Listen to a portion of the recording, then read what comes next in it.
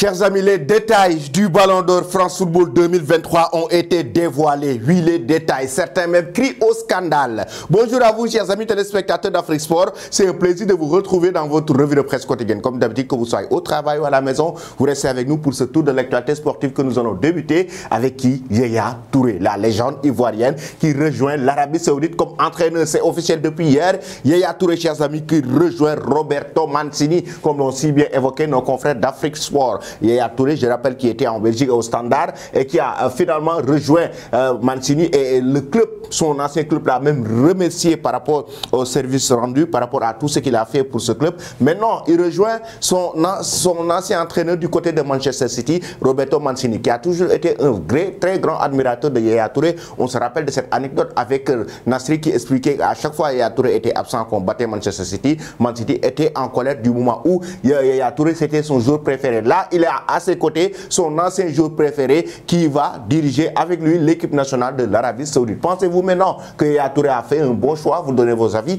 en commentaire. Ensuite, nous allons parler du Barça avec une grande première pour Mamadou Mbacké Fall, le jeune joueur sénégalais qui est maintenant apte à jouer avec l'équipe première du Barça. Il est maintenant enregistré, Mamadou Mbacké Fall, un joueur de l'équipe nationale U20 de l'équipe nationale du Sénégal, U23 autant pour moi. Il fait partie de l'équipe A' du Sénégal. Mamadou Mbacké Fall maintenant qui rejoint le Barça il y a de cela quelques mois, et cette fois-ci il sera apte maintenant à jouer avec le club catalan. Et justement, parlant du club catalan, le Barça doit jouer un match important face au Real Sociedad. Ce sera aujourd'hui. Le Barça ce sera aujourd'hui, comme vous l'avez vu, à 19h, 21h heure française. Prueba de fuego, une preuve de feu, comme l'a si bien titré Mundo Deportivo de son côté. Le quotidien sport nous parle du retour du magicien Vuelve la Magia. Le retour du magicien, il s'agit de Pedri qui s'était blessé. Il y a eu 5 absents, chers amis, je vous le rappelle.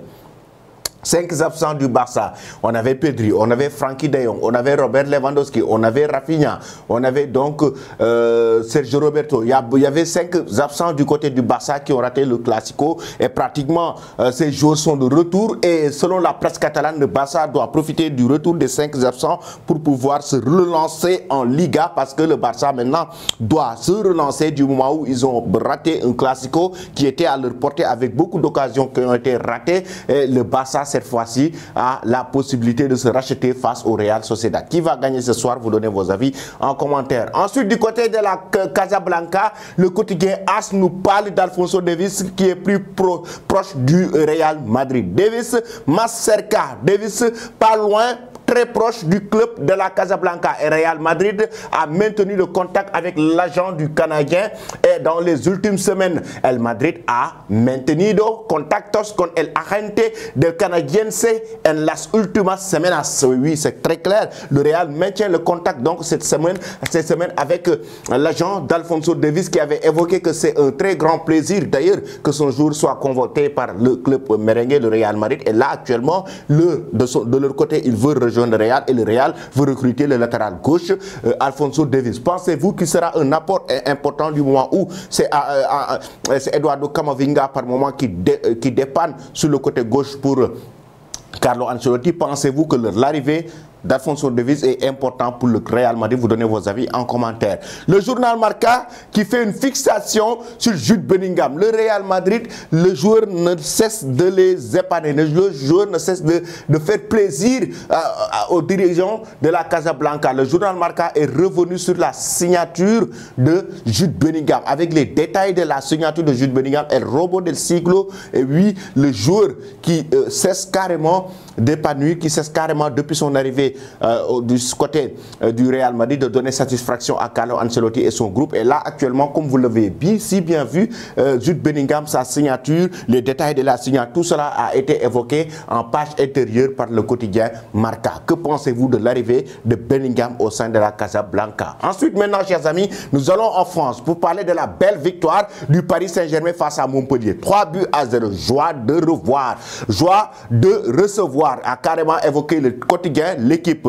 Le PSG a débuté son jeu à domicile à Werner. Zaïre Emery a encore marqué, bien servi par un Ousmane Dembélé insaisissable. Voilà les Parisiens leaders provisoires. A carrément évoqué le quotidien francilien dont la lumière. Zaïre Emery enchaîne, Mbappé discret. A carrément évoqué une note de 7,5 sur 10 pour le club de la capitale française. Selon le Figaro Sport, vous pouvez aller en page intérieure, vous verrez les notes des joueurs. Et en même temps aussi du quotidien l'équipe, on voit carrément en page intérieure la fixation sur ces joueurs comme lui ou bien même Ousmane Dembélé. Le plein de super facile vainqueur de Montpellier, le Paris Saint-Germain prend provisoirement la tête du championnat et s'avance vers son match face à l'AC Milan mardi en confiance. Et oui, ce sera mardi la Ligue des Champions entre le Paris Saint-Germain et le club de la capitale française et le Milan AC. Lee est approuvé.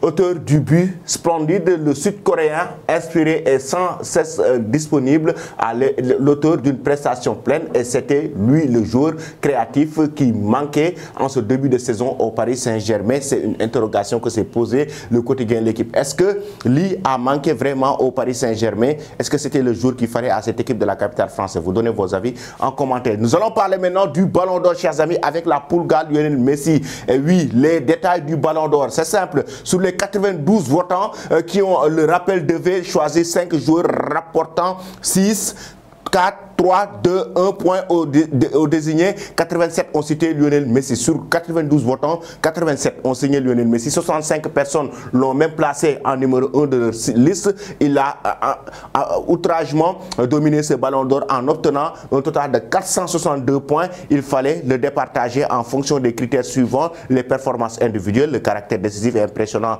des prétendants, mais aussi, moindre mesure, l'aspect collectif, les trophées remportés ainsi que la classe et son sens du fair play. Donc Lionel Messi qui remporte avec 462 points. Voici les détails du Ballon d'Or avec 65 personnes qui l'ont classé comme numéro 1. Que pensez-vous de cela? Vous donnez vos avis en commentaire. Je vais vous quitter avec cette image. Messi qui présente son Ballon d'Or à l'Inter Miami et à l'académie de la petite catégorie. Et de l'autre côté, vous voyez que Yaya Touré accompagné de son ancien entraîneur Mancini. Restez connectés sur Afrique Sport pour ne rien rater de l'actualité. Merci et très bonne journée.